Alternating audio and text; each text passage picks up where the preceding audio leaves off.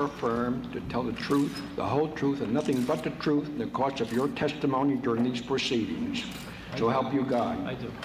Thank you, Mr. Would you please be seated? Mr. Armeo, you may proceed. Thank you, Your Honor. Mr. Dowd, I'd like you to please keep your voice up and speak into the microphone so that everyone can hear you. Were you once a police officer of the New York City Police Department? Yes, I was.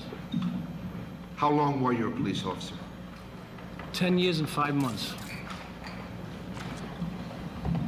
Mr. Dowd, during those 10 years as a police officer, did you use your authority to commit crimes and acts of corruption in violation of your sworn duty to uphold the law?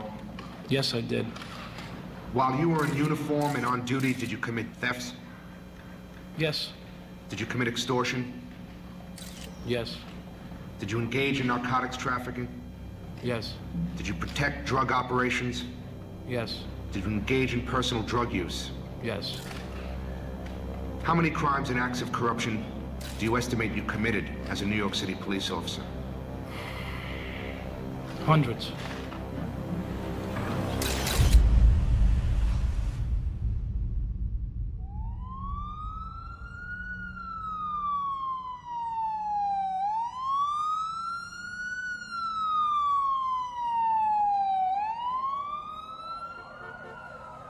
New York is in the grips of a crime wave. Crack is now sweeping New York. Justice Department officials now say there is a direct link between crime and cocaine. Evidence of heavy money and heavy violent drug traffic is all around. It was like the heyday of crack. Every city was having trouble with violence. Don't move! New York City at the time was having 3,500 murders a year, and East New York was the worst part of that. It was a war zone. They were empty buildings. They were just living in them and running electric from the street pole to the houses. It looked like Beirut. East New York at the time was very, very poor, so you had all of the socioeconomic contributors to crime, all of that converging, and it was a hotbed for crime in New York City.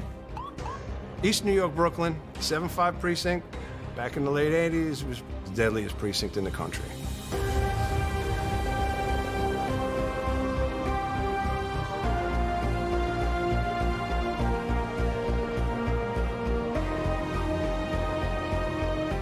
The 7-5 precinct runs north to south from Jamaica Avenue to Storage City.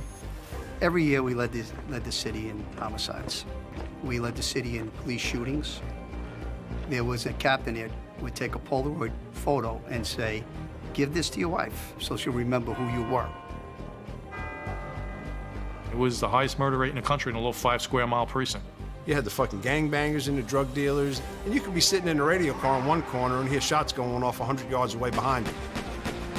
Who the fuck did I burn to get put here? It would scare Clint Eastwood. The radio doesn't stop. It's one call after another, after another, after another. Hi, it's good for 148. You got a backlog of 200 jobs to answer already. So you handle one job, now you're down to 199. No, the calls are still coming in. Accident, a dispute, a fire. Homicides, robberies, rapes. You name it, it just doesn't stop. People on crack with guns. Drug dealers with guns. Young kids with guns. They were violent, man. Violent, violent, violent. Welcome to East New York. Welcome to the land of fuck.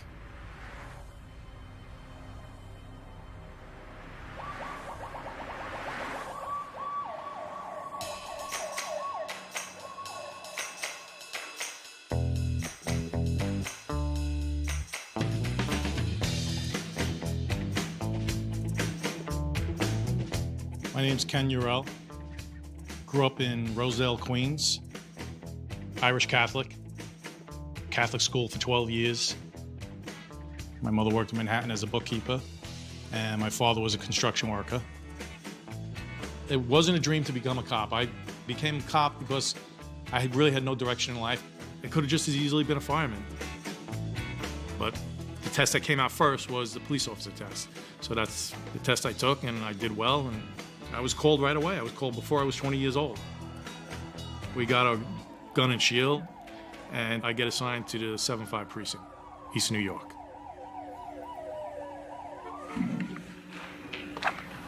Before beginning your testimony about your career as a police officer, Mr. Dowd, I'd like to ask you a bit about your background. How old are you?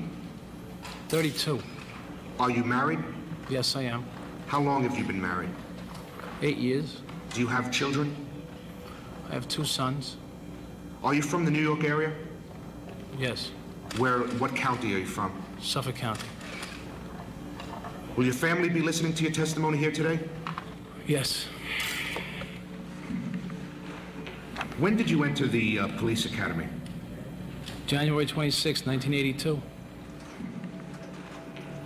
Did you receive integrity training at the academy? Some, yes. What do you mean by some? We had visits from internal affairs officers. The life in the academy is sort of like going to a parochial school, and if you look back at it. It was a building time, a time to build a camaraderie with the guy next to you, the guy, whatever side of you started to form a bond as a unit. Did you personally treat it seriously, the integrity training? No. And based on your conversations with your other recruits, did they treat it seriously? No, that's how we all formulated our own opinions from that. And based on what you could see, did the instructors treat it seriously?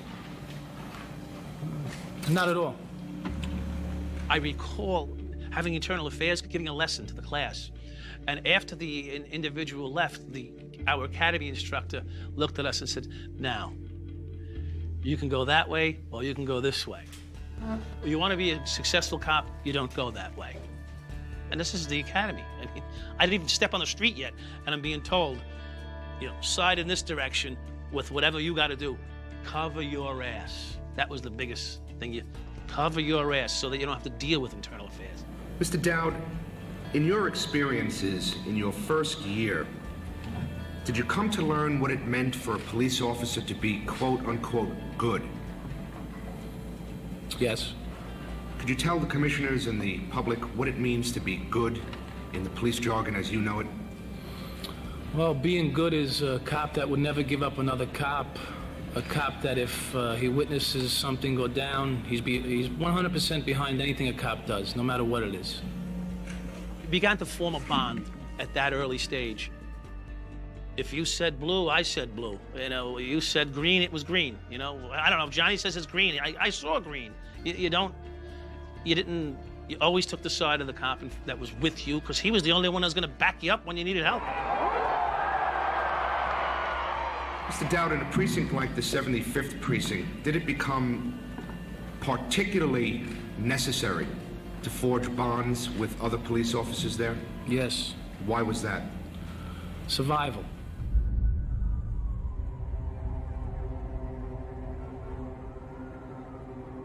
Learning the streets is a transition process. It comes from the other cops, too. You'll learn from them what the street is telling you that you don't know it's telling you. You'll learn the walk of someone with a gun. You'll learn the eye drift of someone who maybe has drugs on them. You start to learn body language. But it's a process, because just because someone darts their eyes away from you, you're a rookie cop, you have no idea why they might be doing it. There comes a point where you have to make a decision on taking something that you find or vouchering something that you find. It is 2514, can transmit on text. In the beginning, as a good rookie cop, you're going to voucher what you find, no matter what it is. And then after probably a year or two, and you've been driving back and forth to work for the last, 400, 600 tours of duty, and, you feel a little bit underappreciated. You feel like no one really cares, You're really not stemming the flow of crime like you thought you were gonna. And all of a sudden, you see an opportunity come along, and, eventually, one day I was hurting for money, and I just took a risk, and I pulled over a motorist who happened to be an 18-year-old mystery. Back then, it was called a Puerto Rican mystery. No license, no registration, no plates, no nothing. But he had a nice, thick stack of $100 bills on him. And I said to him, I like, you got about, $1,500 to $2,000 worth of tickets here. So I suggested that if he bought me a nice lobster lunch, I could let him go.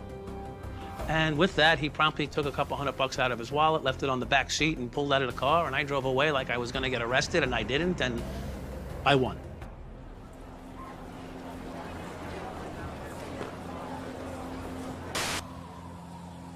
When I first went to the precinct, I hear about this guy, Mike Dowd, and a group of his friends. They had a reputation. They were fucking out of control.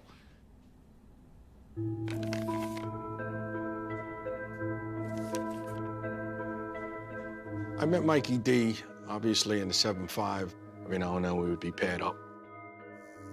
First time I knew I could trust Mikey was we had handled a walk-in at the precinct. We take this woman over to her house. Her husband's there. He's beating me. Can you just get me in the house? I want to get some clothes. Chicky and I roll up. We walk up the fucking staircase. Man in his 20s, Rastafarian, dreadlocks, answers the door. He sees us, and it looks like his world has just ended. So at this point, we know something's on. The woman runs in. She grabs a couple of bags of clothes or whatever, and she runs out. She's gone. So Mikey grabs the guy. We get him pinned. As I got him on the floor in his living room, there was a bag as big as a fuck. It was gigantic bag of fresh marijuana. A 55-gallon drum. That's the size of this bag was filled with marijuana. Couldn't even tie the top. Stalks were sticking out of the top of the bag. I go, Chicky, under the fucking couch. He goes under the couch, pulls out a duffel bag. When I opened up the bag, the thing was loaded with money. He pulls out 2 guns. I go, what else is in there? He goes, cash. He takes the fucking bag, closes it, and puts it back under the couch, takes the 2 guns out. I go, what are you doing? Fuck the guns, there's cash in that bag. I don't know how much money was in there. Minimum 20 large, 20,000, 25,000, around there somewhere. So I look at Mikey, he looks at me. And I guess right at that point right there, I knew I could trust Mikey, and I knew he could trust me. So we peeled off about 8 grand, whatever we took from him. Left the house. I think Chicky took the 2 guns because he's a gun buff. We tell the guy, this is your lucky day. You're getting off scot-free. It's a good score. Yeah, absolutely. I got 2 months' worth of paychecks in my pocket, and now I'm thinking, all kinds of stuff runs through your head. Is this a plant? Did anybody know anything? Where's the woman? Is this a setup? All of a sudden she ran out, starts to become paranoid. This is not what cops are supposed to do. It's fucking over my head a lot. I was certainly nervous, but after a couple hours went by, I wasn't too worried about it. Well, the guy says she took his money. Prove it. You have me on video? You got me on tape? Audio? Anything? No? Well, his word against mine. And I'm a cop.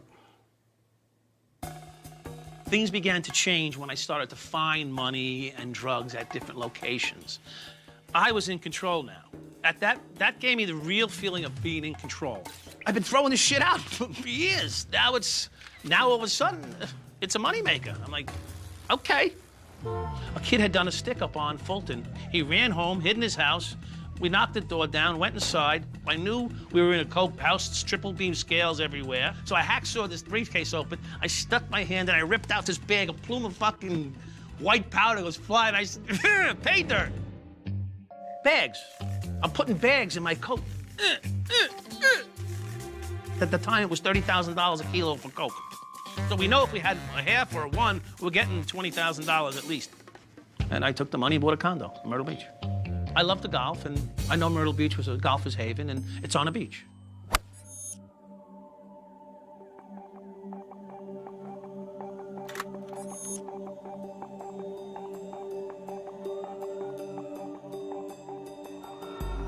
"13 New York City police officers have been suspended.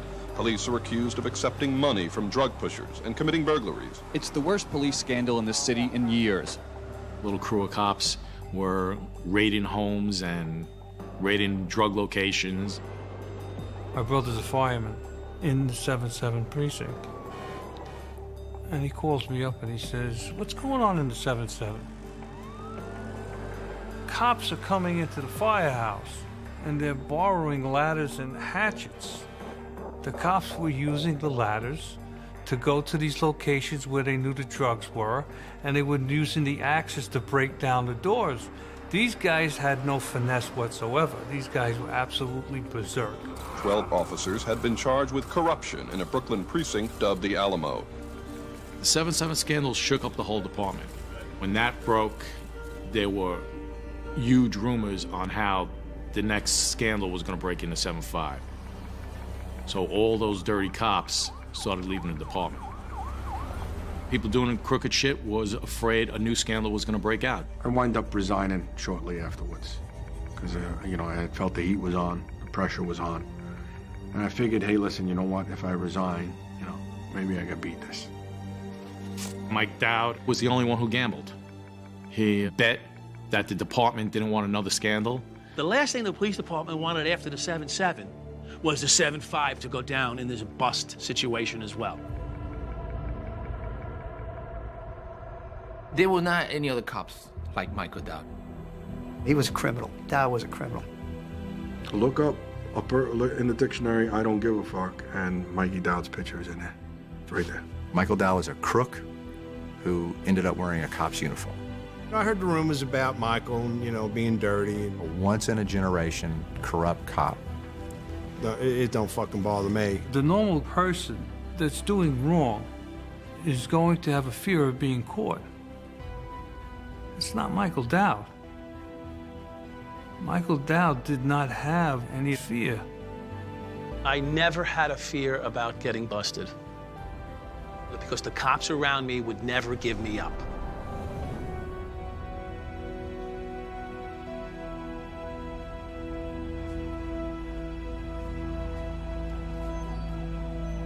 How busy was the 75th precinct? How many radio runs a day does it average police officer handle? I averaged about 250 calls a month. And in a precinct of that nature, you just mentioned a moment ago that it was particularly necessary to forge bonds with other cops because of survival. What do you mean, that you protect each other on the street? Yes, very much so. Do you believe if a cop is not a good cop in the way you describe it, that his safety in a command like that might be jeopardized? Yes. The streets of New York and Brooklyn in particular, you know, it's like a bloodbath. I mean, it was 1,000 shootings a year in my precinct alone, you know, 100 murders a year.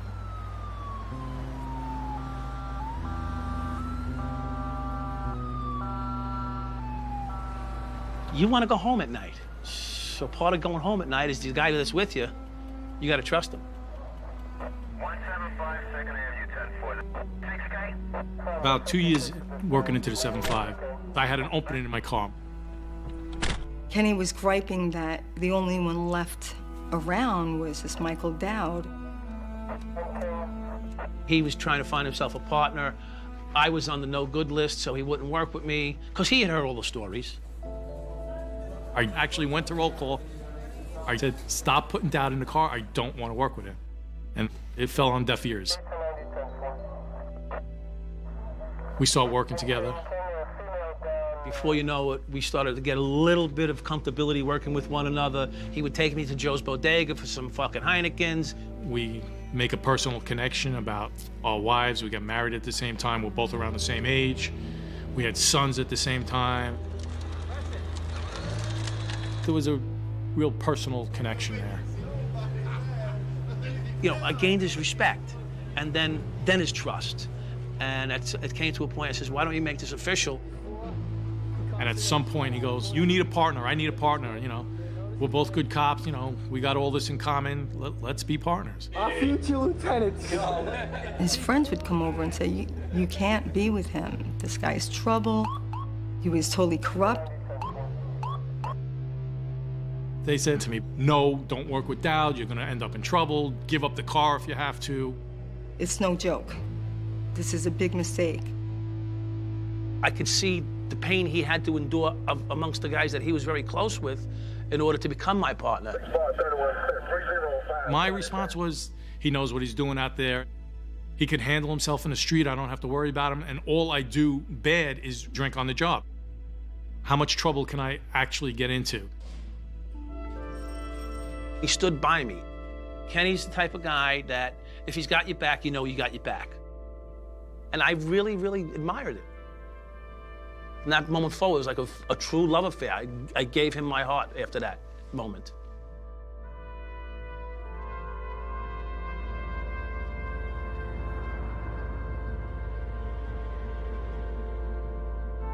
Do you believe if a cop is not a good cop in the way you describe it, that his safety in a command like that might be jeopardized? Yes. In what sense? Well, if a cop isn't good, you might be more slow to react to his calls for help, and which are quite a few. Is that particularly true if a cop is known as a rat or a complainant or someone who talks to supervisors? Definitely. More so. Even more so? More so.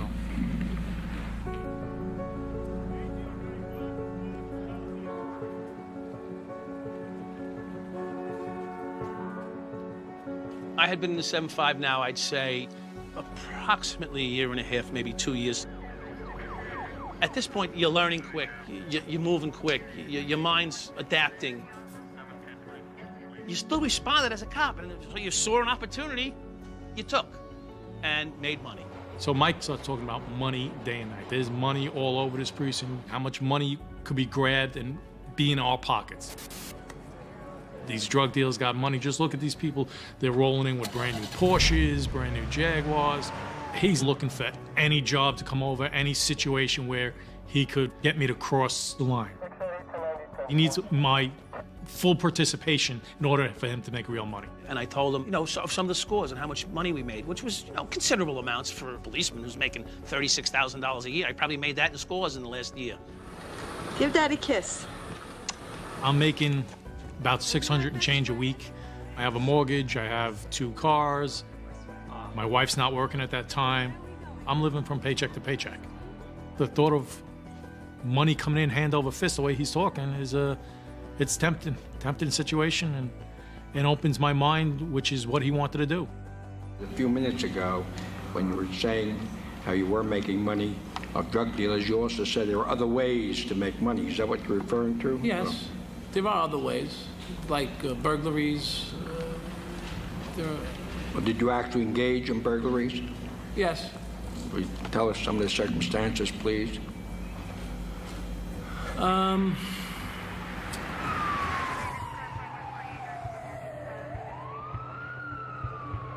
job comes over the radio.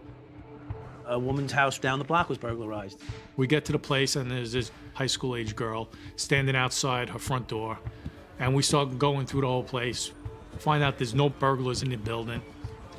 I had gotten a new partner at the time, and I had to prove to him that I was good. So in order to prove to him that I was good, I had to give him some reason to think that to know that I was good. Mike grabs a girl and goes, "Do you know if your parents kept any money or valuables anywhere?" So she called her mother, and her mother told her where the money was hidden, and I found it for her. But she never got it. And he reaches up and he's feeling his hand around up there, and he goes, "Nope, there's nothing here. They must have got it." And I'm not thinking really anything of it, and we drive away. And Mike reaches into his pocket, pulls out a $100 bill. He goes, "This is for you." I'm like, "What the hell is that?" He goes, "You didn't even see me take it, did you?" He knows where it came from, and he accepted it willingly. And I put it in my pocket. That $100 sat on the top of my locker, on the top shelf, for the longest time. I don't want to say the $100 bill haunted me, but I didn't spend it.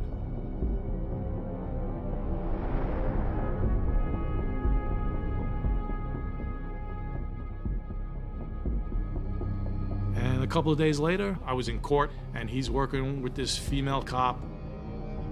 We get in the car, and we get a call for a burglary over on Hageman Avenue. We get to the house. I'm the lead cop into the house. Anti-crime shows up, which is the plainclothes unit for the precinct. I happen to just go by a closet, and in the closet's anti-crime. And the guy picks up a bag. It's a green fucking garbage bag filled with cash. So I look at him, he looks at me. I go, "What are you gonna do, bro? Fucking spend the whole day vouchering cash? Just leave it there. Fuck it." So Mike smooth talks anti-crime and explains to them, "Oh, you got to take all that back. You got to stamp each bill. You got to initial each bill. That's going to take you for fucking ever." Yeah, you're right. He puts the bag down. I go back, rip open the bag, take about 4 or 5 grand, put it in my pockets. I go, because I couldn't take the bag out. There's cops all over the place. We get in the car. Back then, we didn't have cell phones, so I went over to the payphone and called Chicky. I get a call from Mikey. He says, listen, I need you to get over to this address. I was just there. I saw this bag full of money, but I got a new partner, and I'm not doing anything in front of him. I need you to get over there right away while I'm working so this way I can watch your back. I got a bag full of money in an apartment, and I'm keeping an eye on it. I said, Mikey, I'm stuck. I don't have a car at this point. I said, go rent one. Go buy, just get one. You better call somebody. You better steal one. You better do something, but you need to get. So I circled the block for an hour and a half, just making sure no one would go in the house. And this way, any way you can circle the block, I didn't leave that door, basically. And what does the other cop think's going on? I don't. I'm sort of suggesting to her that I'm sort of keeping an eye on the house. You know, it's our responsibility to sort of safeguard the location. Finally, I get a hold of somebody who has a car, and we go over there dressed as detectives. After about the 40th time I circled the fucking house, Chicky pulled up.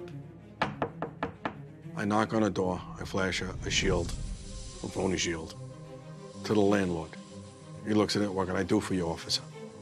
I need to get into apartment so-and-so. The cops were just here. I need to check it out. We get in there.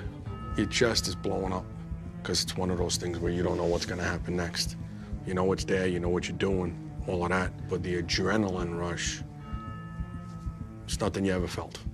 And that rush goes on. It doesn't die down until maybe 15, 20 minutes later until you're home. It doesn't die down. You get the shakes. I was in there maybe tops a minute and a half. What are you worried about in that minute and a half? Good cop shows up, what do I tell him? I'm not even on the job anymore. You know, I got Mikey handling everything outside as far as any of the units showing up or anything like that. So I know I'm pretty good there. So the only other thing I'm worried about is a bad guy. And what happens if a bad guy was? Anything could have happened. I might have had to tune somebody up. I might have been dead.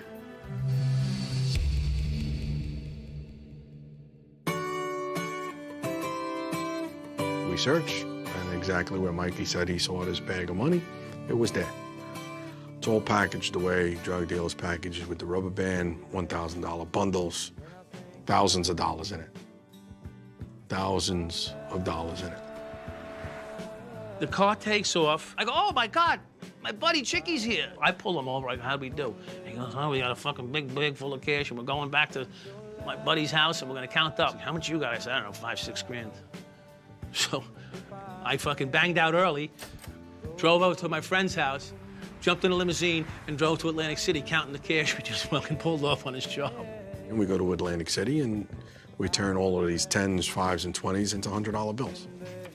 We sit down, we play a while, we eat a while, whatever it is, and then we come back with the clean money. You know, to put 11, 12, 15, 20 grand in your pocket in one day, you're like, holy fuck, I just made my year. Forget about Beverly Hills and all that other stuff. The ghetto is one of the richest neighborhoods there is. Look what you missed out on. This could have been yours. We could have went back after anti-crime. It could have been just you and me. I wouldn't have had to call them. $50,000? Fuck. Like any cheap cocksucker, he was impressed by the money, and I told him, you know, as far as I'm concerned, if there's 3 pieces of rice on the table, my wife, my kids, then you, I'll go hungry. So that's how I see this. And he went, I'm in. I jumped in head first, man. I went in.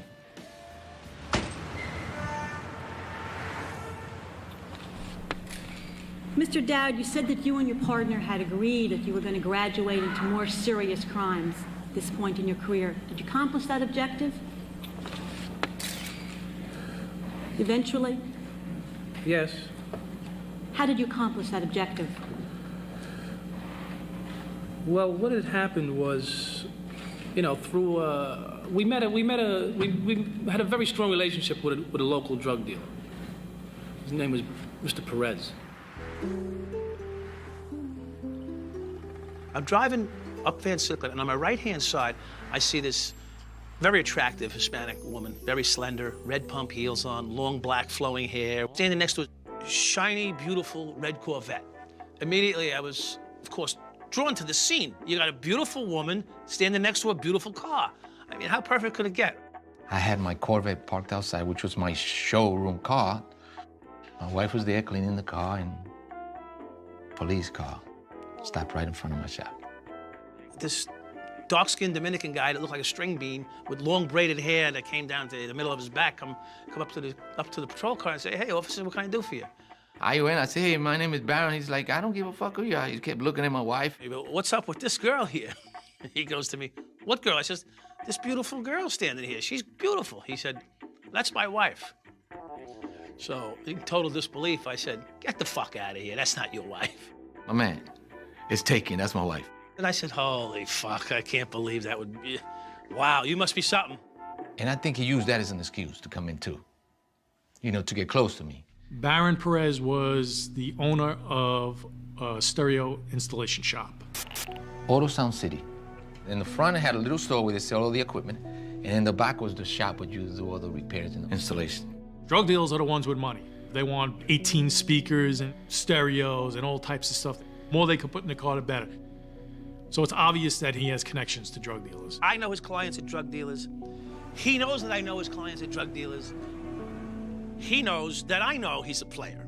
He doesn't know how much of a player I am at this point, but he sees the glee in my eye. I looked at him in the eye. He looked at me in the eye. We made an agreement as friends. So here I am. I happen across this individual running a proprietorship with nothing but drug money coming in and out of the place all day long. Maybe there's some way we can make money from this. La Compañía, it's a very serious Dominican gang. They made a lot of money. Millions and millions of dollars. La Compañía was one of the most powerful drug organizations at that time in New York City. Jose Montalvo, also known as Cello, was the original leader of the Compañía and was responsible for its operation. Me and my partner are working on the drug side of Cello's organization. Joe Hall and his partner are working on the murder side of Cello's organization. I have a large carton of homicides that I can attribute to La Compañía. Cello saw himself as a businessman.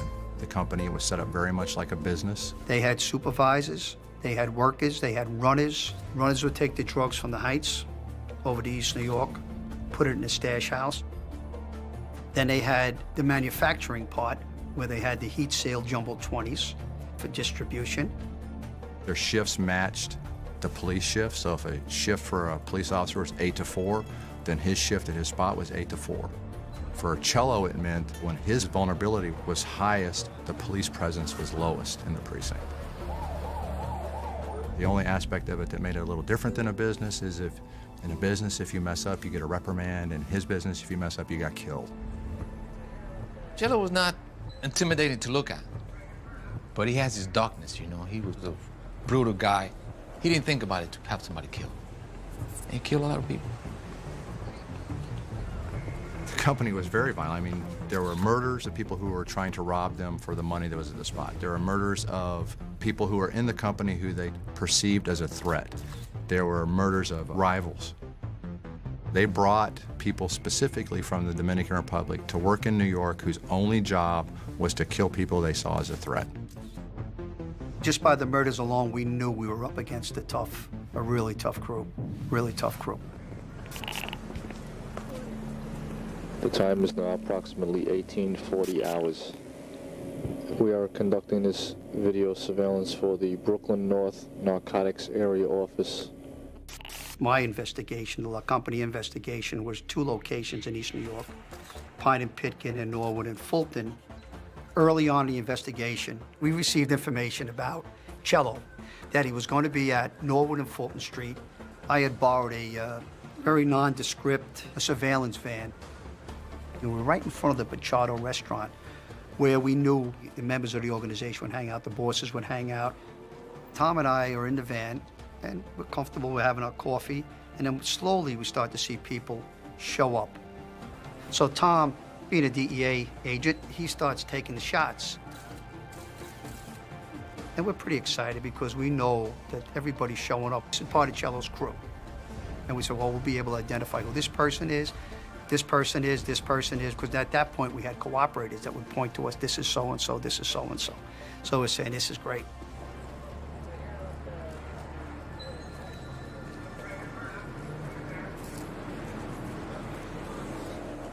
Time goes by, and I kind of like look over it, and I saw a quick glance. I'm giving it a little bit more time, but I'm getting the heebie-jeebies. I'm saying something's up the way they're looking at us. I said, Tom, that's enough. Wrap it up. We got everybody. As I start the van, vroom, of course, they know no one's come in and out of that van, and they've had their eye on it. And I hear, Mira, and then I see a guy walk over and pop the trunk of a blue Chevelle. The pack comes up, and they start reaching in, and they start bringing out hardware. I saw about maybe 4 or 5 guns come out of the trunk of that car, and I see a fucking street sweeper come out of the trunk of the car. And I said, oh my God, this is it. We're fucked. I had my little 5-shot, Tom had his 9, but we were sitting in there like we were in a, like fish in a barrel. As they start to bring out the hardware, I get the car out in time. As we pulled out, 2 rounds were fired.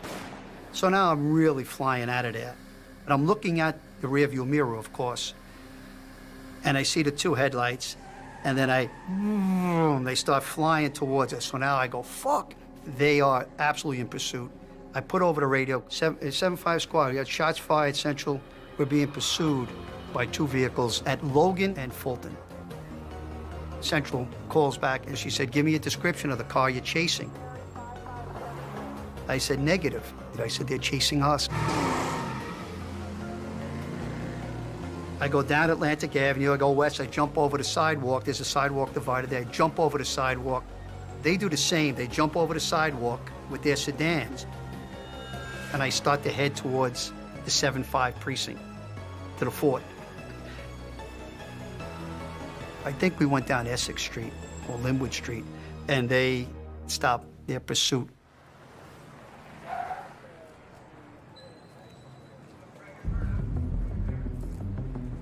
Barron says to me that I have a friend, Cello. He has an organization in the neighborhood. He's not too far from here.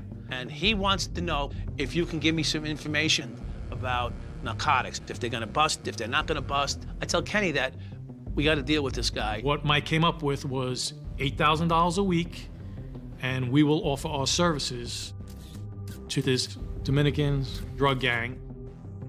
Cello. We'd pay Barron, and I would pick the money up at Barron's shop. That first burglary scene we went to, Mike threw me $100. I thought I could always come back from that. Now we're dealing with a major drug organization, and we're supposed to get systematic payoffs. There's no turning back. There's no becoming a cop again.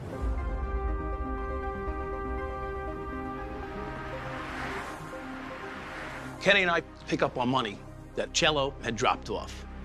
We get to my house, counting the money, money is short. Mike is fucking pissed. They fucking shorted us, I'm a New York City cop. I'm taking a risk of going to jail for a long period of time, and you're gonna short me a dime? There's a line he cannot cross. Mike was mad, Kenny was mad, and fuck this and fuck that, and... You're not fucking me. It's not happening. So I sat in front of Cello's drug spot for 4 days, every night. Just sat there, chasing people. Hitting the lights, hitting the sirens, chasing them. Harassing them, pulling them over.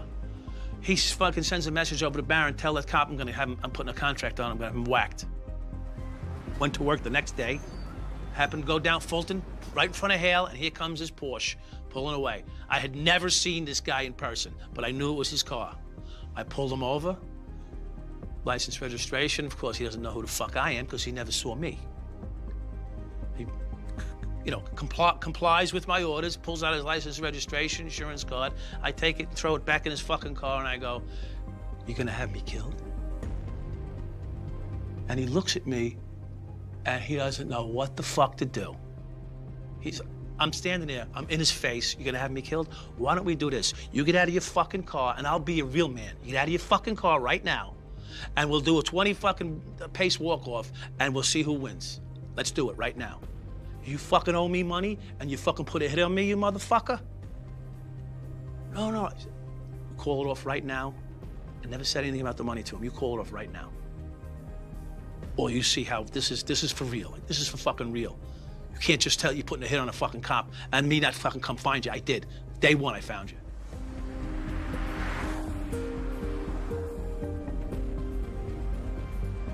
I don't know, a couple hours later, I get a page from Barron. He goes, Mike, Cello just called me, told me the hit's off.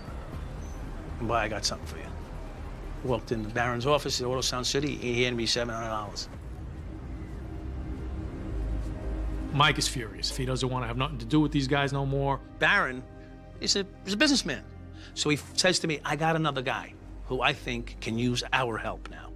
So you had the company was a drug organization run by Jose Montalvo, who was also known as Cello. Then you had another organization doing pretty much the same thing, run by Adam Diaz. How does your organization compare to the company? Nothing at all. What do you mean? Because the company was a fucking low-scale shit. Half a grand shit, like dimes. Dimes! He didn't have the connections I had. I could take him off of the fucking business in a heartbeat. But I didn't want to do that. Why? Because he didn't represent no competition to me. And on top of that, his sister was in love with me. Beautiful girl. I was banging the shit out of her. So what's it take to be the boss? Balls. And you gotta be responsible. I know how a lot of kilos on Escobar because I know the stamp. When you have a Colombian connection, if they bring you 1,500 kilos and you have it in a place, you're already responsible for that. I don't care if tomorrow the kilos goes down $2,000 a piece, $3,000, $5,000. It doesn't matter. You're already responsible for that amount. You better fucking come forward with the money. Or what? What fucking, they kill you. No make no difference to them. I had several stores open in East New York. Blake Avenue, Crescent Avenue, Van Sicklen Avenue, New Liston, Vermont. So you can get anything at your store. You can get Pampers or you can get 10 kilos. This is a regular grocery store. Any regular customer will walk on the aisle, take their cereal, take their whatever. The other clients that will go for the other product will walk quietly all the way to the back. On the back, it was a metal door. You knock on that door, the guy will open the door for you, and you give him the money. I want half a key, I want 62 ounces. So when they come out of there, they come out with a whole bunch of grocery, but underneath all of that, you got kilos. When I saw Adam the first time, I said, this is the guy that we should work with. I knew Barron for a while already. I took him a Porsche on 911, candy red, beautiful vehicle. And I said, look, Barron, I don't like ghetto music. I like Julio Iglesias, I like Bryan Adams, you know? But I don't like those fucking big black boxes with big speakers. I hate that shit. But I want to hear the music. And I says, by the way, don't make any holes on my porch. You're not gonna believe it. When I came back to pick up my Porsche, he didn't make not one hole on that car. And the car sounded like a fucking club. Not only that, he put music there to listen to Julio Iglesias, but he say, you want somebody to listen to black music, they could put it on, Adam. But it's up to you.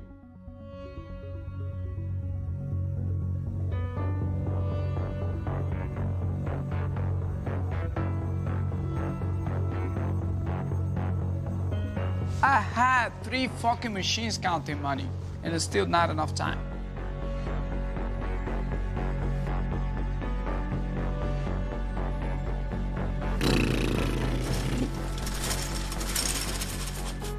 Barron calls me. He's got these 2 police officers who want to talk to me about they could protect your business and they could give you information about when they're gonna ready your place. I told Barron, okay, let's do a meeting with those guys. Kenny and I discuss a few things, and we go in, we have a meeting with Barron about it, and we tell Barron, $24,000 in our hands to talk.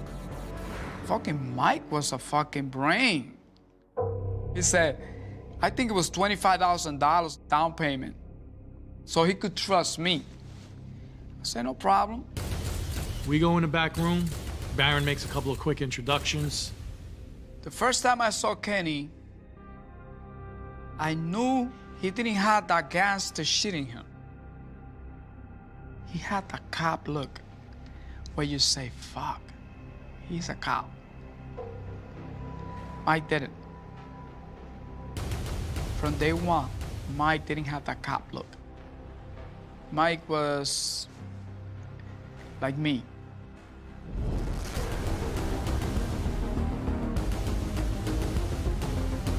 Mike starts laying it down on the line. $24,000 down payment, and then you're gonna give us $8,000 a week. We're selling him on the point that if we know of or are aware of any undercover activity in the area, we would inform him. We will make sure all the other places are raided. You tell us where your competition is. We'll make sure narcotics knocks them out. We will tell you when narcotics is in the area. Diaz was all for it. He wanted that clout. He wanted to own cops. Having cops gave him more power. Nobody can touch me. Nobody can touch my crew. I got what I needed to keep bringing my empire up. I called one of my guys. He brought me the money. Here, Mike. Take a walk. The look at Mike and Kenny when they first got the payoff, Christmas in June, maybe? Me and Mike were ridiculously happy. I mean, I know I was. We had left there with a nice load of money in our hands with two young guys, with two young, beautiful wives and young kids. And it's almost like a time for celebration. My wife was in the precinct that day visiting her grandmother who lived in the precinct. Michael and Kenny picked me up. I was sitting in the back seat. That's how their day was. I tell my wife, reach in that paper bag, can you give us a couple of beers? We got some beers, we're gonna, have a couple of beers on the ride home. She said, oh, no problem. I opened it up and it was money. And I basically screamed. I was like, ah! She's just beside herself. She can't believe how much money's in that bag. Money always feels good. I tried to reassure her, don't worry, everything's gonna be all right, we're gonna make some money, Michael was driving pretty erratically, and he was going fast. Mike was doing fucking 100 in a little blue Hyundai. We got pulled over. Before the cop even was out of his car, Mike was out of his car, walking back to the cop with his tin out. What is he stopping a cop for? Like, you just, rode the median. I think you both are crazy. This is trouble.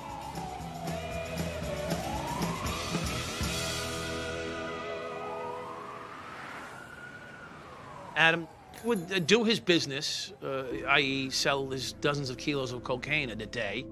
And at the end of the day, he'd have to make a serious move, like take his money and or drugs out of the building and bring them to wherever his stash house was. He asked us to ride shotgun for him so that if there were people tailing him, they would see that he had juice, that the police were protecting his moves. No one's gonna try to rob him while they see a patrol car 10 feet behind him. Mike was in charge to protect my stuff from point A to point B. We were like their Brinks. We were, protecting him, making sure he was not robbed. Effectively, he had a police escort. He had a police escort. Well, he did have a police escort, yeah. Michael Dow got me vest, police officers, bulletproof vest for me and my guys. Original shit from the storage in the prison. So my guys used to wear it with pride, Like, wow, Adam got it going on. Adam, he controls the cops. We don't have nothing to worry about.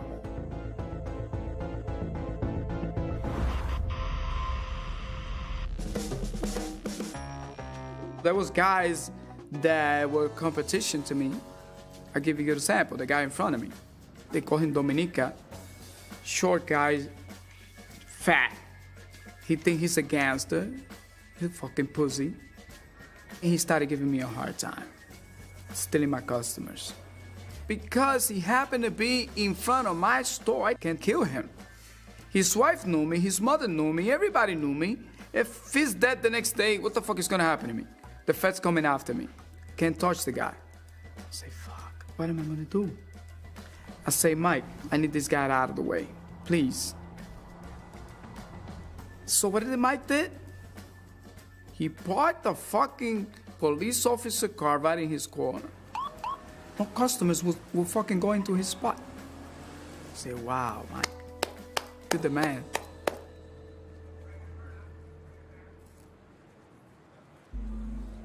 Kenny and I happened by chance to be passing in the back of the location one day, and we see unmarked cars, guys in beards, the whole unmarked, droopy look going on, and we say, hey, what are you guys up to? And they said, we got a spot, we're doing around the block later. Okay, great. I fucking hit the lights and sirens almost and go running around the block, jump out of the car, I go into the bodega, I take 2 Heinekens out of the freezer, I walk up to the counter and I go like this, shut it down now. So what do? I pick up all my guys. All right, guys, close for the day. What do you mean, Adam? Close for the day. Everyone, let's go. I wouldn't leave not one guy there. I would leave the store guy, the guy behind the counter. 20 minutes later, we drive back around and they had searchlights, dogs. The whole drug organization was being taken down that day. When the feds come or the state comes and try to purchase drugs, what are you talking about? We don't sell no drugs here. What do you mean? I came last week. I don't give a shit where you came or who you fucking purchased drug from. We don't sell drugs, my man. We sell groceries. You want milk or bread? Come and get it.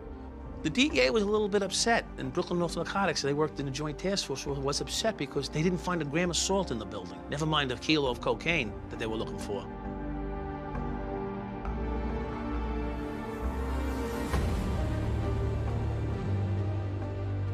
Michael, that was a very loyal part of my crew.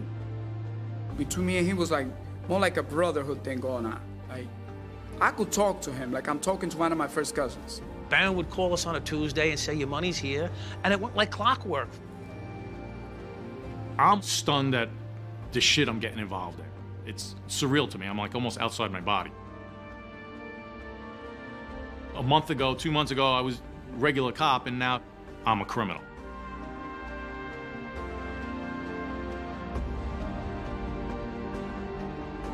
A lot of plannings for the robberies would begin with me and Mike talking about it in a patrol car. Talk to Adam. Adam wants us to hit this spot. How do you think we should find out about it? We throw ideas back and forth. Let's send Chicky in. We all meet in a certain place, in a certain bar. And we figure out what we wanted to do and what we had heard and what we had saw. We started to get the reports from wherever narcotics had been. If narcotics went to a building or a location, we would start to stake out the location. Tried to figure out, okay, when the money was coming in, when it was going out, who was coming in, who was going out. Who's the same guy we keep seeing all the time? Pull him over, pat him down. I see you here all the time. What are you doing here? Oh, no, it says you live in Queens. This is Brooklyn. What are you doing? You visiting somebody? There's not a house around for blocks. What are you doing? Stuff like that. We would check it out first. Hit it later. Mike had a friend in the police prison. Tall guy, his fucking hands are like 3 of my hands. Walter? Yeah, Walter. Fucking big guy, huge guy.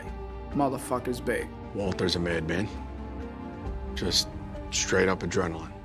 Go through the window, go through the door, didn't bother. Straight up madman. Michael liked the idea of me being around because I was a big fucking guy. 6'5", 290 pounds. I'd break your fucking neck if your neck needed breaking. The first time I saw Walter, I said to myself, bad. We like to have coverage. Cops working and cops off duty. We could put these things together where we were on duty, and if the police got called, we'd be the responding police team. We put it all together, and then we hit the place. You walk in like you own the fucking place. Everybody on the floor now! Fucking do what I tell you! Shut the fuck up! You knock somebody down, you know, you put a gun to his fucking head, you fire a shot over his fucking head, that's an attention getter. Mikey's just crazy. He'll do what he wants, when he wants, and where he wants to do it. Michael's favorite line was, what the fuck are you doing with my money? They put everyone on the floor, fucking take their money, take their drugs. The hell, man, it's all fucking police tactics. That's what they taught us in the police academy. Same way you were taught. Got a guy in the front, guy in the back, got an entry team. They trained us to see things, make sure you're safe and your partner is safe. And if all that works, you walk out of there with the bag full of fucking money and the 4 or 5 people that you left behind saying, what the fuck just happened? There's plenty of times where we had to basically knock people out. There's times where we had to beat people. We weren't leaving there empty-handed. Are you worried these guys are gonna go to the cops? No. Why? Well, they just lost 50 grand in drug money and 5 kilos of cocaine. What are they gonna report? Guys knew if they ratted us out, wouldn't be pretty. Not gonna sit here and say that we would kill somebody or something, but these guys knew not to fuck with us. So he went in there, fucking put everybody on the floor, guns in the fucking air, fucking kicked ass. He was his money's worth.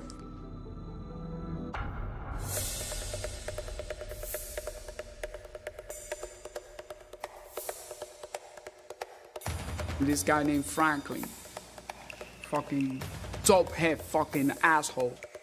It was him and a guy's name is Cole. This guy got a fucking Uzi, 9mm, all kinds of fucking weapons. Elvis is ready to closing up this place. He had to put all the money together and bag it up, 10,000 a package. All of a sudden, Franklin and Cope come and stick up the place. Stick up Elvis. Stick up 14 of my guys. So we heard a commotion on the stairs when we saw Franklin. And the guy put a Magnum 44 right on the back of my head. The room went quiet because I was just waiting for that pop. Meanwhile, they were just taking everything. It was Christmas time. I was so fucking embarrassed.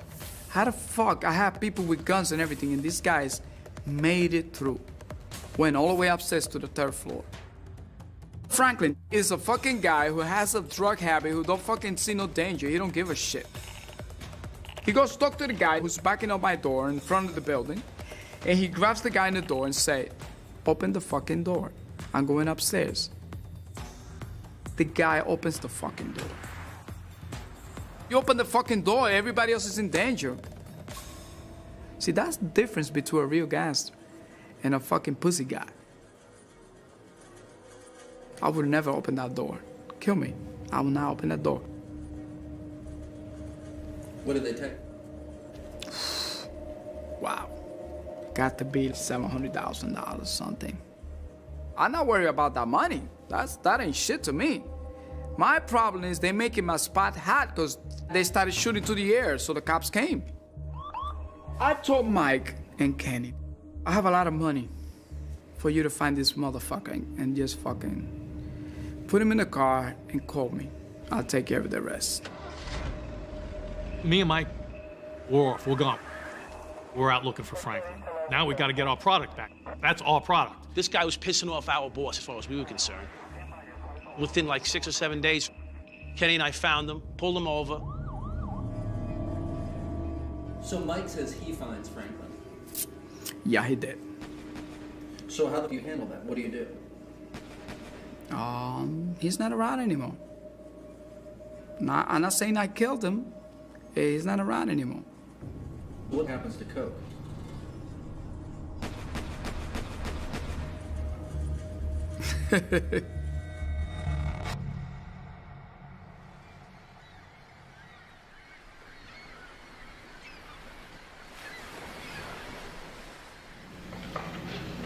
Who did you consider to be your primary employer, in fact, at this point, Mr. Dowd?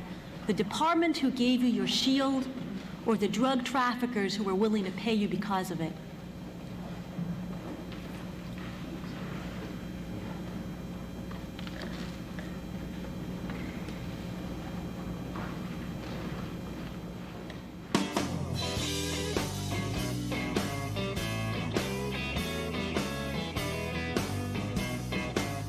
The money itself, it was flowing nicely there for quite some time. Every week, on time, $8,000 is waiting for us at Barron's shop.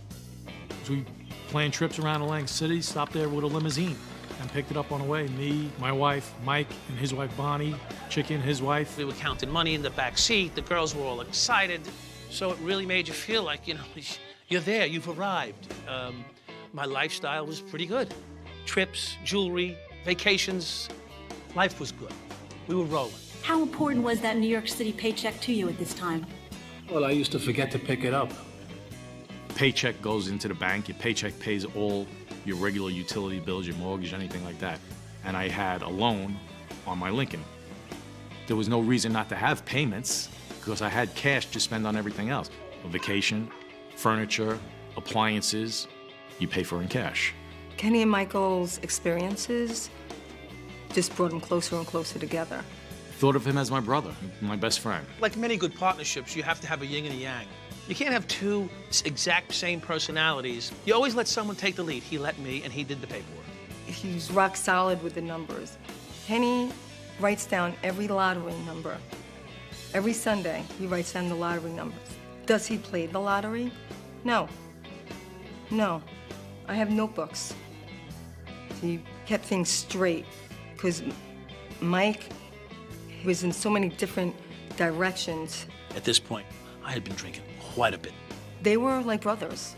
I would say husband and wife because Michael literally took my husband out of my bed for sometimes no other reason than Michael needed to drink. What about your lifestyle at this point, Mr. Dowd? Could you tell the commissioners and the public what kind of car you were driving at around this time? 87 Corvette. I'm like, what the fuck are you doing? We're making $600 a week. You can't afford a brand new Corvette. Michael, don't ever, ever bring that car to the precinct. Don't drive this fucking car to the precinct. The next day, he brought that car to the precinct. The reason I drove the Corvette to work was my wife and I had a deal. 2 weeks of a month, she gets the Corvette. 2 weeks of the month, I get the Corvette. It happened to be my 2-week period where I had no other car at the time. So it was either drive her car, which I didn't have a car. I give it to Kenny. It takes a lot of fucking men to deal with this fucking guy all day long in that car. Mike was fucking nuts. I trusted Kenny implicitly. I knew that he would go against his own friends for me. Many aspects of gaining and building that trust and that bond just continued on a daily basis, and we never one time said no to one another. Without Kenny, he wouldn't function. You know what I mean? But if Kenny would bring a whole bunch of cops and say, Adam, forget about Mike, this is the guys that are working with me, I would say no. Without Mike, you're not welcome.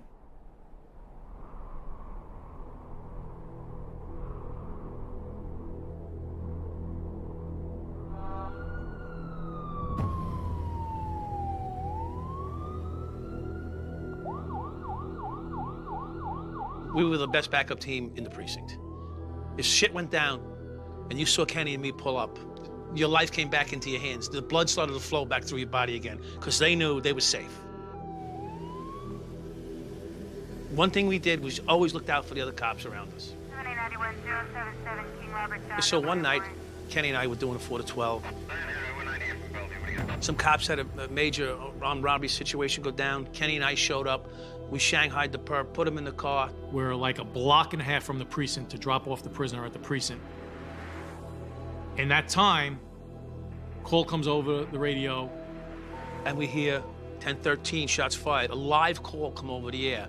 Not a 911 call. A cop yelling into the radio, screaming for his life. 1010 shots fired, 1013. And you hear the gunfire going off in the background. And it's maybe 4 blocks from where the precinct is. Tell the perp, get out. Just fucking get out. Get out of the car. And headed over to Bradford and Pickett. We race off. We're the first ones on the scene. I think I was like third car on the scene. You hear rounds popping off. I don't know where they're coming from or where they're going. As soon as we pull up, you know, we're down, we open up the doors, and the fucking shots are just going off. And the eeriest sight in your life. There's a cop in uniform, who happened to be a transit police department sergeant in uniform. And he's carrying this fucking guy.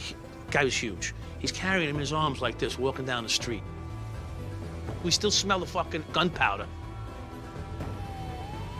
But all I see is a guy with a body in his hand, and he goes, he's a cop.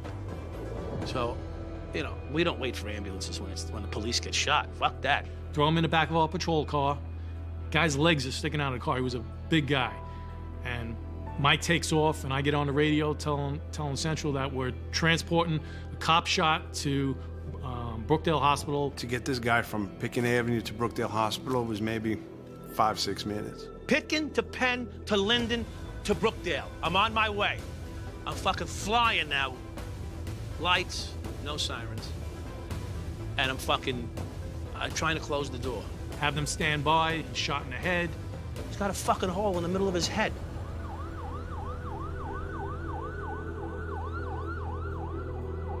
We're screaming over the radio, get somebody at Brookdale Hospital to call and tell them we're bringing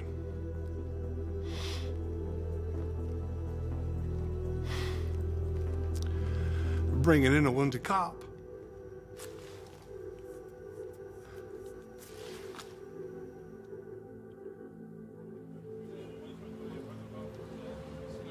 A New York City transit officer was killed last night in a spray of bullets from automatic weapons. Transit police officer Robert Venable, age 35, on the job with an undercover unit.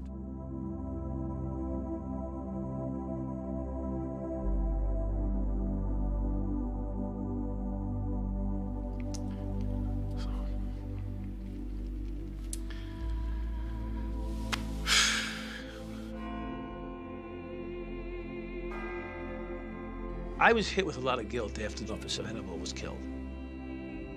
I wanted to feel the pain, and I did feel the pain for him, but I had that sense of shame mixed in with pain, that I really don't deserve to share that pain with him because I wasn't loyal. And you know when they kill a cop, how it is. Mike was so depressed about the whole fucking deal. When that shit happened, and he said, Adam, I need you to find out who the fuck did this shit. Man, help me out. I need to find this shit out, but I can't do it. I just couldn't do it. If Kenny gets shot, fucking I'll find the guy. I'll take care of him. Or Chicky gets shot, I'll fucking find the guy, take his balls out, cut him off. No problem. He's a pleasure. But someone I don't know? No way.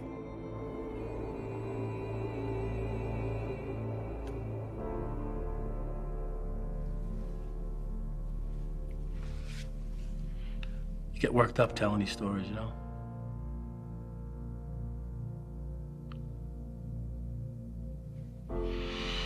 I cried over it many times, you know? I did my crying. And here I was fucking saving drug dealers at one end of the precinct and chasing them at the other. He's trying to say that he did something to help Officer Venable, that he did, you know, he just happened to be there. That's all that was. He talked about that like he's a real cop because he took the, yeah. No.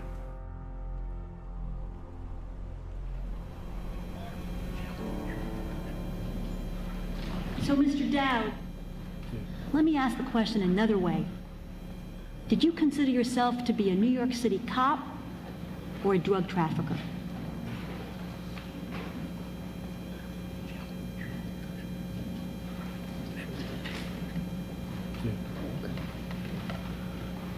Well, it's both.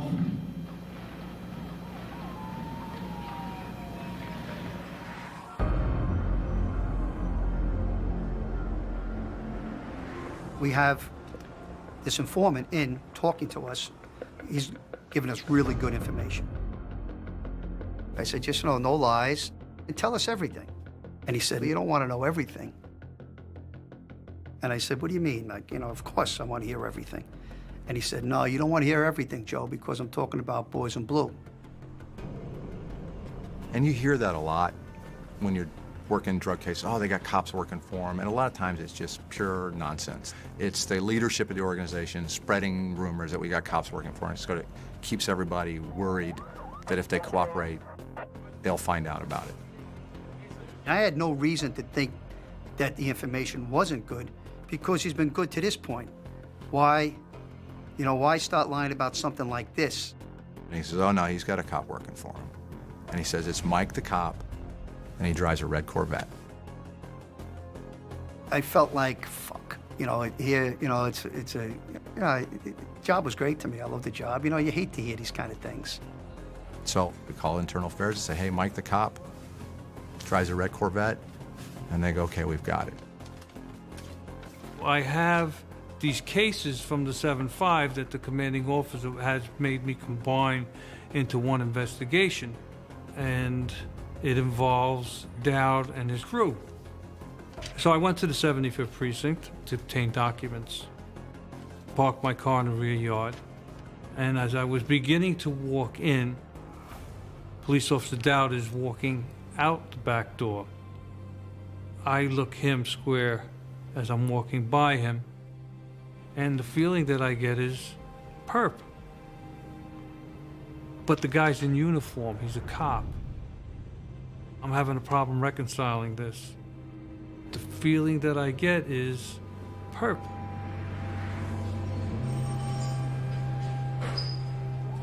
What I begin to do is observations, following them on duty, following them off duty.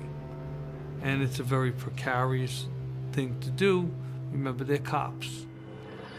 If you're going to follow somebody, you have to try to do it, obviously, without them knowing that you're doing it. And it's not like TV. You know, the guy pulls out of the parking space and you're 3 car lengths behind him and they never see you there. Yeah, it just doesn't happen like that. Michael Dowd had a red Corvette. He would pull out of the 7-5 precinct and he'd run every red light, looking into the mirror the entire time. So you have to devise another way of doing it.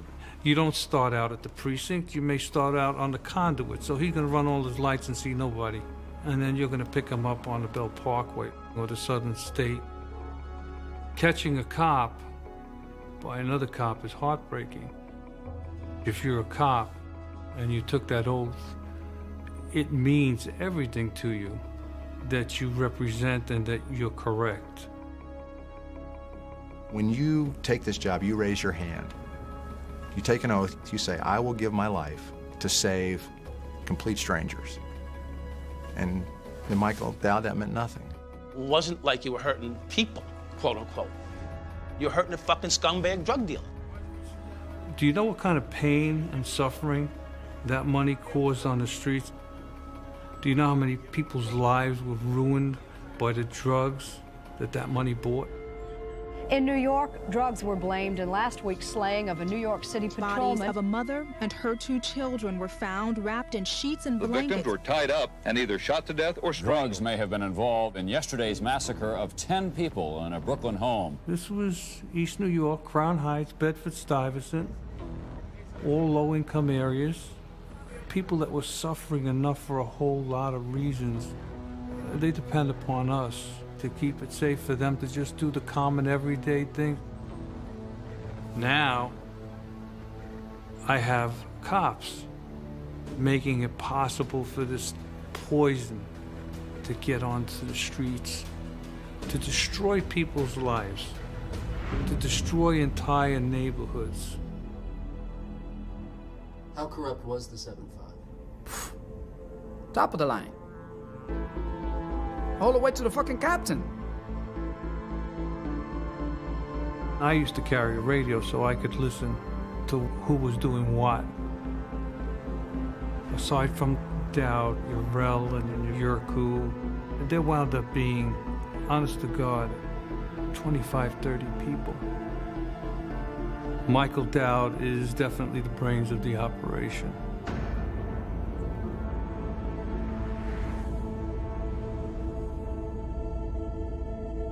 We started to look for other avenues to make money.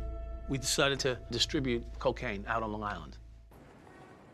We were purchasing large amounts of cocaine from Baron Perez and Adam Diaz. We used to stop at my house on the way home to drop off the coke. It was like huge bricks of glimmering primo cocaine in my kitchen. My wife was disgusted, disappointed. You know, we got enough money. We don't need to be doing this. Please stop. At this point, we had some nice cash sitting around the 2 of us. So why don't we just back a cocaine operation financially? We enlisted one dealer and set him up in business. They mainly had this guy, Harry, distribute it. Harry didn't look like the brightest kid, not slick, not especially smart. Harry was selling you know, half a kilo a week out of a bar in $50 envelopes. There's never enough. There's never enough. I was using the undercover name Brian. I had a beard, I had a ponytail, earring. I got information about a subject named Harry. The money was rolling in. He just kept wrapping it up and putting it away. Your feeling and your reaction to the fact that indeed you weren't questioned and you weren't in any way caught during the course of all these dealings, did that, for instance, somehow embolden you to do more in this area? Did you feel free about what you were going to do? First of all, there was times when I was shocked that I got away with so many of these things. I didn't know what stress was. I just lived it. Fucking greed. Also, mind you, I was becoming heavily addicted to cocaine and alcohol. So my inhibitions were down. And some personal problems I've been going through, too. So all that combined, it certainly shocked me. I don't know how sometimes I showed up for work.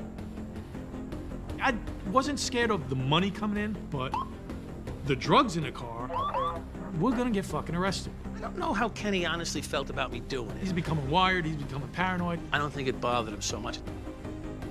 On January 2nd of 1992, I made the first cocaine purchase from Harry. When I went undercover, he sends the coke to the lab, where quantitative and qualitative tests is done on the cocaine. It comes back 95% pure.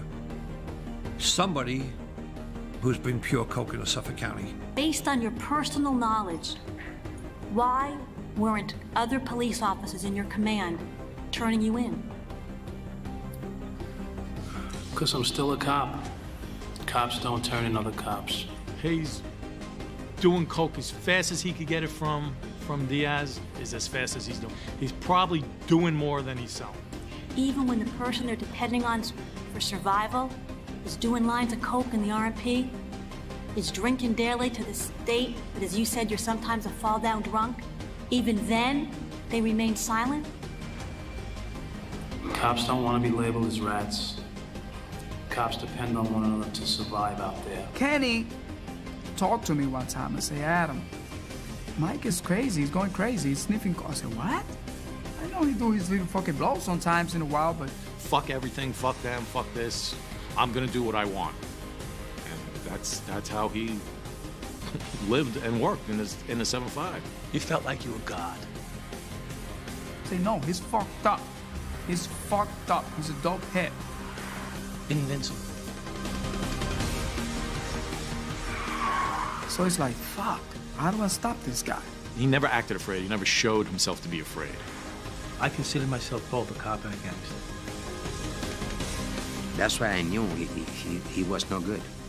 And that was going to be the end. Thought it was getting too close, you could quit. You find out when you're in the middle of the game, quitting ain't too easy. The game keeps pulling you back in.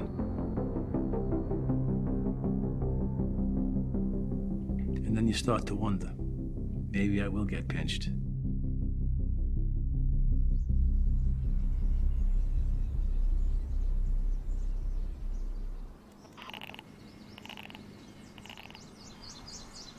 One Sunday morning, we go to my parents' house for breakfast.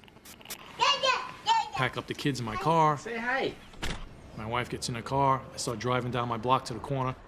See a white car, someone in it.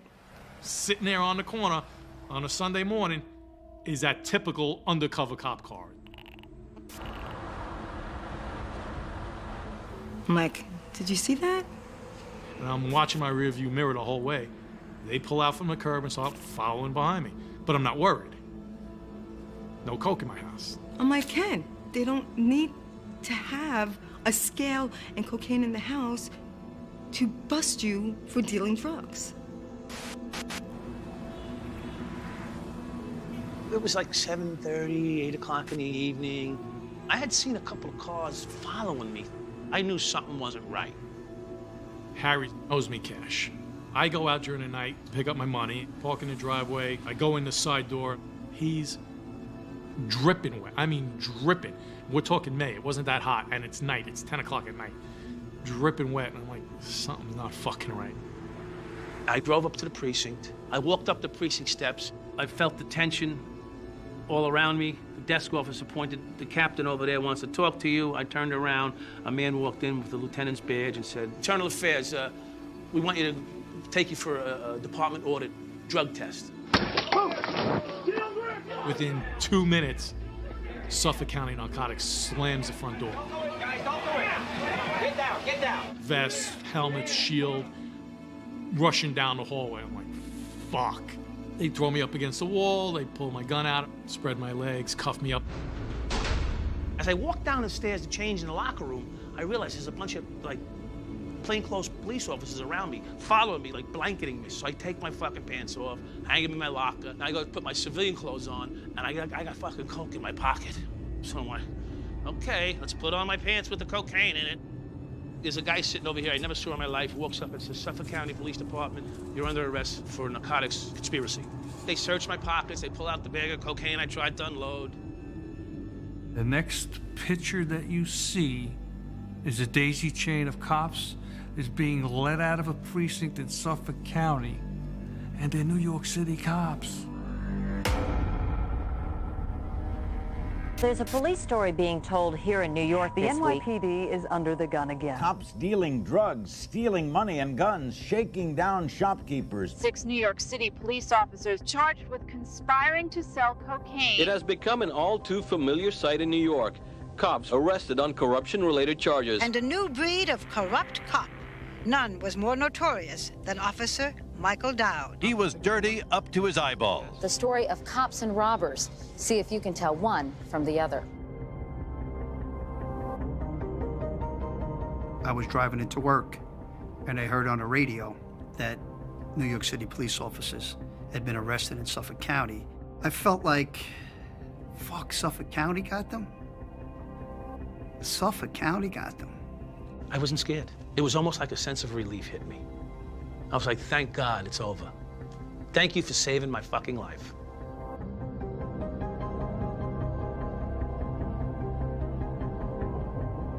Nothing was off the table with me at that point in my life. It really didn't make sense to me what was happening. I was so used to winning every day. I would beating these people for 5, 6, 7, 8 years. This is just another obstacle I have to learn to get around, and I will.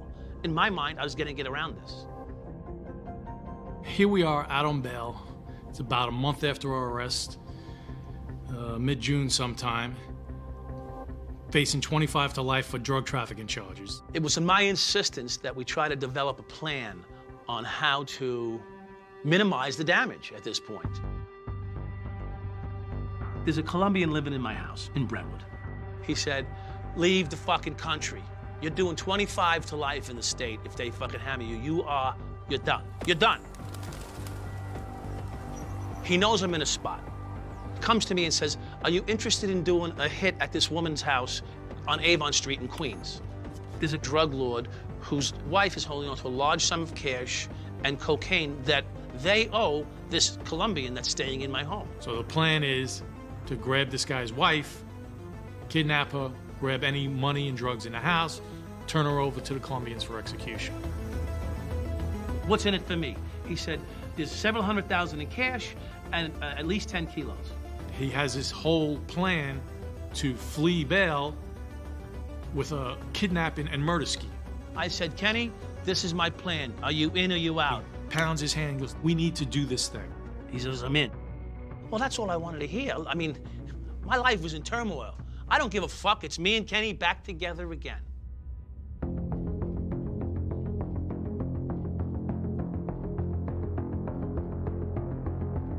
Mike picks me up the next morning.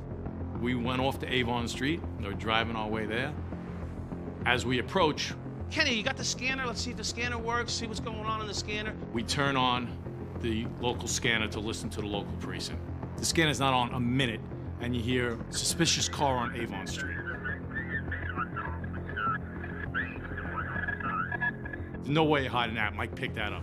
Avon Street is 2 blocks long. It's got to be related to us. Well, when the call came in on the scanner, he said to me, we're going to the house.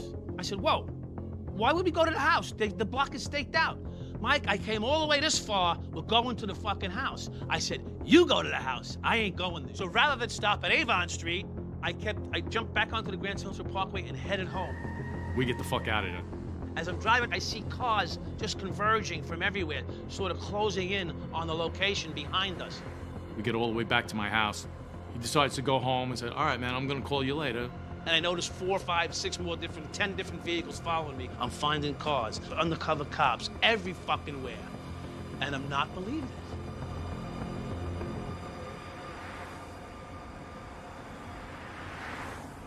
I went home, walked in the door, looked at my wife. She says, oh, by the way, Dory told me last night that if I never see you again, remember I love both you and Mike.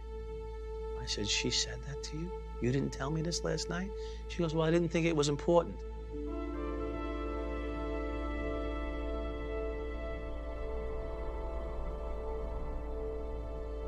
With that, I turned around and I heard the police cars swinging into my cul-de-sac. The noise of cars pulling into my cul-de-sac.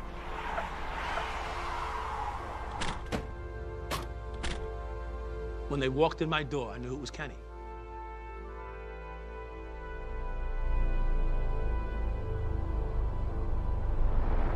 How the fuck did he do this? I was already in trouble. I was already in trouble.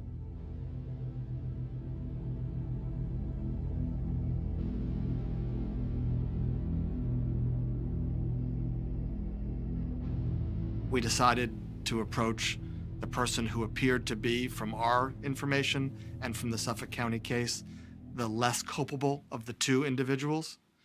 And so we reach out to Kenny Urell's lawyer.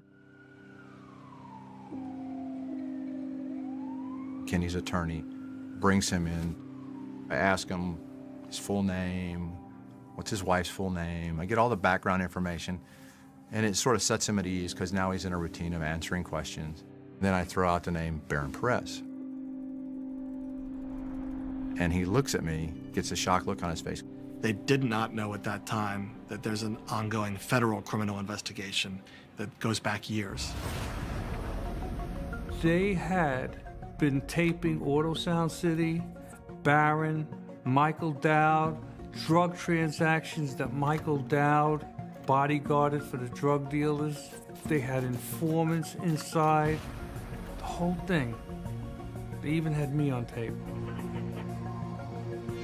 Kenny's attorney's going to tell him, your exposure just went from whatever the state was going to give you to now you're looking at this in the federal system. And he's going to have a come to Jesus moment.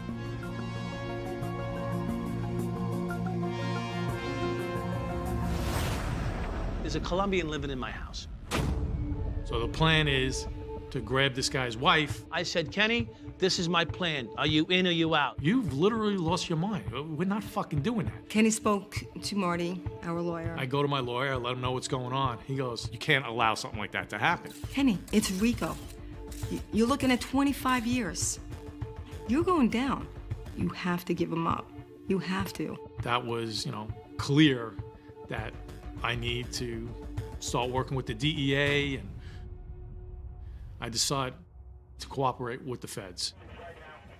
Mike Trosso gets me a micro recorder, and at that time, 1992, a micro recorder was, that fucking big. It was big. Big enough that if you're wearing it, you're self-conscious. Like, holy crap, I got this big piece of equipment on me. We're gonna wire your phone in case Dowd calls and talks on the phone. Every contact, as much as possible with Michael, has to be on audio or videotape or both. I don't want to wear it anywhere on my chest because we normally hugged each other and gave each other a kiss when we met each other. So I came up with, I'll wear it behind my calf. I got muscular calves, and I'll ace bandage it. He had it was like a little smirk. I'm like, I'm freaking out over here. My wife's like, what could you possibly be smiling about? I'm like, I feel like a cop again. Really? I'm just praying I get to see you again. And, when I hugged him like I wasn't ever going to see him again. That this is probably going to turn horribly wrong. Michael's plan was to go to the house on Avon Street in Jamaica Estates, Queens, knock on the door, deliver a bouquet of flowers, and then they were going to bring her out, kidnap her, take her to a motel, and there she would be handed over to the Colombians. If we walked to the door with a bouquet of flowers, knocked on the door, she would probably open up to receive the flowers. So it was as simple as that. I didn't think it was a no-brainer. On the news, I'm sitting there watching the news because I'm watching news every day because we're almost on the news every night. Totally separate story. A lady was killed and murdered because someone posed as a flower delivery person. So I'm sitting there with my wife. I'm like, oh my God, I hope Mike's not fucking watching the news now because I know he's going to want to call me and discuss it. Yeah, I'm watching it, yeah. Yeah, I know. I was going to call you, but I figured what's the point? The motherfucker beat us to the punch. That just pissed me off. We did not change our plan. Some other woman living in Queens is not going to not open her door for flowers. The flower thing can be used a few times. Not every flower delivery is a fucking armed robbery murder. The recordings that Urel made were extremely helpful to prove Dowd's involvement in this crime. We're trying to figure out exactly how we're going to grab the woman, grab any money or drugs in there, and then bring her off to the Colombians for the execution. Where Kenny comes up with the idea that this woman was going to be delivered to Colombians and kidnapped and executed is beyond me. Michael's lying. Kenny wore tapes. The tapes reflect that Michael planned to abduct the woman in Queens. It was Kenny's words, never mine.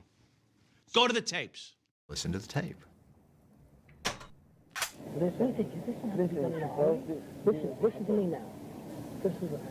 She'll be tied up in the back, and then if they want her, you got her in a hotel room somewhere, and that's it. Simple. Kenny paged me in the wee hours of the morning. He says, it's happening. We're doing it in the morning. It's happening in the morning. We should be in the house by 11. Agents are going to go to this woman in her house, tell her, listen, your life is in jeopardy. We're going to put you somewhere safe, and we are going to stay in your house. Michael's going to come to do the abduction, and Michael's going to get arrested. Didn't happen that way. Mike picks me up the next morning. We went off to Avon Street. As we approach, I go, Kenny, you got the scanner? the scanner's not on a minute, and you hear suspicious car on Avon Street. One of the surveillance guys was parked near the house, and someone called the police on it. He identified himself, said, hey, we're DEA doing a surveillance. There's no way of hiding that. Mike picked that up. We get the fuck out of there. As I'm driving, I see cars just converging from everywhere. Now my mind starts spinning. How am I going to make sure Mike doesn't relate this to me? Kenny, how do these people know where we went? They've been following us? I don't know. Kenny, someone said us. I was the signal who said us. Kenny, they had the whole block place you're in. And I said to you from the beginning, man, can you trust these fucking guys? How do you know they're not trying to set us up? Well, how do I know? No, I thought, that's why I suggested that right away. You said, no, you trust me. The plan was DEA is going to arrest us all and take us in and make it look like I'm part of being arrested. They were, at that point, going to grab my wife and grab my kids and bring them to a hotel to keep them safe until they could figure out what to do with us after that. Trasta called me and he said that I need to get out of the house. Got fucked up. We don't even know where Kenny is. I'm like, what do you mean you don't know where Kenny is? My wife has bags packed at the door ready to go, waiting for the DEA to pick her up and save her. I had to wire him, and now they're coming back? We get all the way back to my house. I went to go into his house. He told me, hold on, I got to check on, see if my wife is dressed. Kenny never stopped me from seeing his wife dressed or undressed. Now all of a sudden he's going to check. I was very suspicious. Holy shit! I'm running. I grab those bags, I run as fast as I can. My wife is thinking on the fly. She hears a car pull up in the driveway, the door's closed. She peeks out the window, sees it's us getting back, and Mike is there. And I throw those bags into the bedroom. Hides the bags by the door. She starts panicking. I run into the bathroom. Wet my hair. Wets her hair like she's just getting out of the shower, because now it's taking her 5 minutes to answer the door. And put on a robe, and they're banging at the door. Why Kenny wasn't using the key. I don't have no keys on me. Walked in the house, the fucking house was empty. Looked around, where's all your furniture? Oh, you know I'm selling the house. Yeah, but why would you empty the fucking house out? Well, it shows better when the house is empty. Had a good answer, the motherfucker. I'm freaking out. Michael was supposed to be behind bars, and I would not have to deal with any of this confrontation. Mike is pumped. Door, we came this close to being arrested. We were this close. Someone ratted us out. They knew we were there. I'm like, how the hell could they know that? He decides to go home and said, all right, man, I'm going to call you later. My only concern now is I got to get in touch with my lawyer and the DEA and Internal Affairs and the Southern District to let them know what's going on. It's out of the bag now. He knows the DEA's got a surveillance going on. We got to go lock up Michael. As we were pulling up to his house, there's kids playing in the street. I tell the kid, you need to go inside. Because I didn't know. I'd heard Michael would fight. He's a cop. There could be guns. I didn't want a kid around. And he runs straight to Michael Dowd's house. It's Michael's kid. And all of a sudden I hear whoosh, whoosh, the sound of vehicles coming into my cul-de-sac. Oh, fuck. It's over. Again.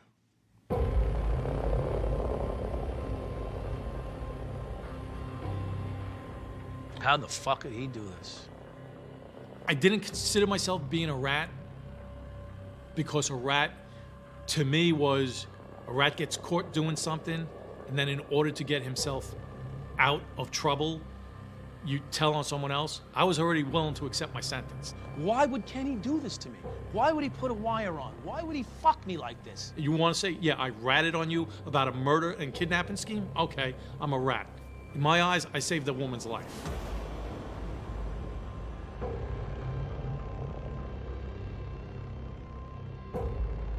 I was very surprised at hearing that Kenny had turned. You know, he could say he did it for his wife and his kids and shit like that, but I haven't had to turn my head around once today. I got no worries. I didn't rat on anybody. I just can't see going through life turning around, looking over my shoulder to see a face that I don't want to see anymore. Ain't nobody gonna crash me in the back of the head because of something I said to the police or a journalist. If Kenny would be Mike's real friend, he would just fucking do whatever for him, including time.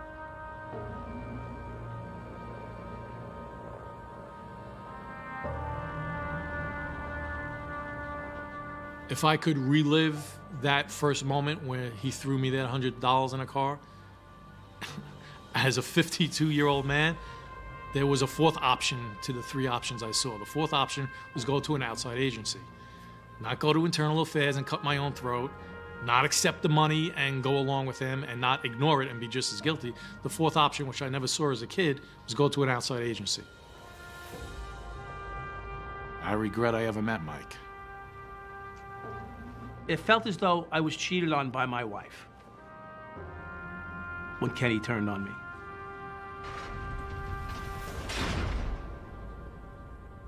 I missed it.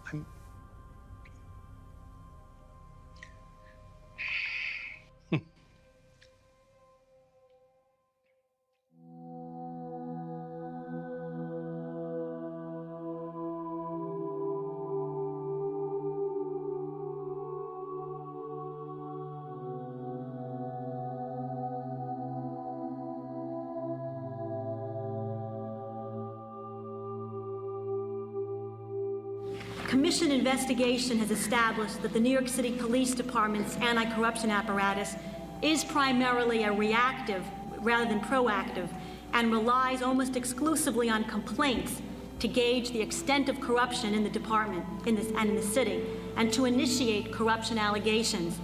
I'd like to point out the significance of this, which is that the majority of corrupt acts committed by police officers therefore go undetected and uninvestigated by the New York City Police Department.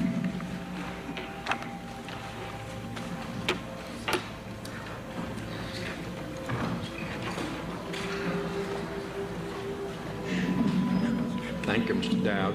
This hearing is now recessed.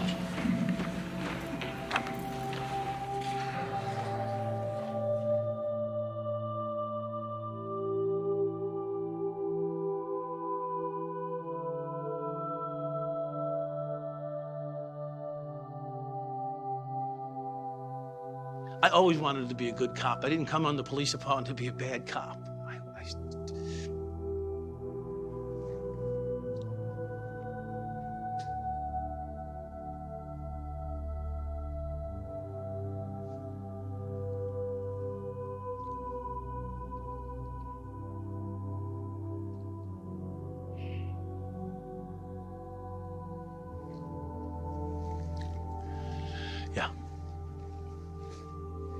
My dreams are about being a good cop.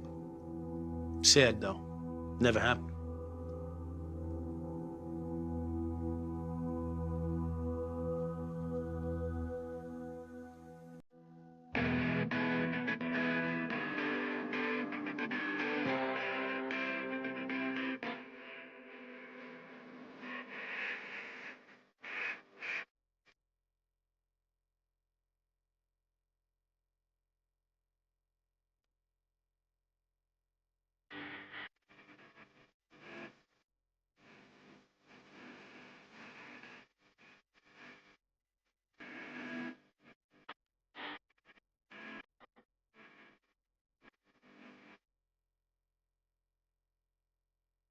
We lock up a guy and we're bringing him over to correction center for booking. And at that point, like a VIP entourage comes in as we're booking this guy, and I hear, fucking Joey Hall. So I look over and I said, hey, Michael, how you doing? And he said, Joey, I just got 16 fucking years. And I said, Michael, if it was up to me, you'd be doing more time. He says, hey, Joe, it was an honor to be arrested by you. Fuck those IAD guys. They never got me. He starts to walk away, and he turns around the hall and he says, hey, Joe, hey, the year wasn't a total waste. The Rangers won the cup.